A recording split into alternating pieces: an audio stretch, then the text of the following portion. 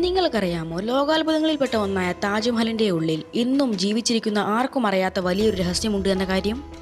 നിങ്ങൾക്ക് എത്ര പേർക്കറിയാമായിരുന്നു താജ്മഹലിൻ്റെ ഉള്ളിൽ ഇത്രയും കാലമായിട്ടും തുറക്കപ്പെടാത്തൊരു വാതിലുണ്ട് എന്ന കാര്യം? അതെ, അതിൻ്റെ പണി കഴിപ്പിച്ചതിൽ ഇത്രയും കാലമായിട്ടും ഇതുവരെ ആ വാതിൽ മാത്രം തുറന്നിട്ടില്ല. നിങ്ങളിപ്പോൾ ഈ ഒരു സ്ക്രീനിൽ കണ്ടുകൊണ്ടിരിക്കുന്നതാണ് ആ ഒരു വാതിലിൻ്റെ ചിത്രങ്ങൾ.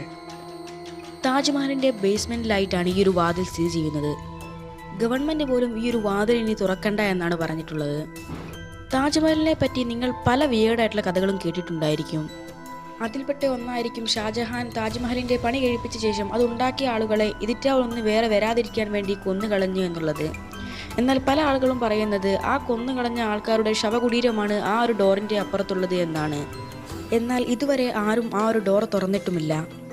ചില സമയങ്ങളിലെല്ലാം പല ആൾക്കാരും അതിനെ പ്രതിഷേധവും ഇത് തുറക്കണമെന്നുള്ള അവകാശവാദവും എല്ലാമായി വന്നിരുന്നു. എന്നാൽ ഗവൺമെൻറ് ഒരിക്കലും അതിന് തയ്യാറായിരുന്നില്ല. എന്നാൽ ചില ആൾക്കാർ പറയുന്നത് അത് യുദ്ധകാലത്ത് ഷാജഹാൻ ഒളിച്ചിരിക്കാൻ വേണ്ടി ഉപയോഗിച്ച റൂമാണ് എന്നാണ്. എന്തായാലും അത് താജ്മഹലിനെ പറ്റിയുള്ള വലിയൊരു മിസ്റ്ററിയായി തന്നെ തുടരുന്നു.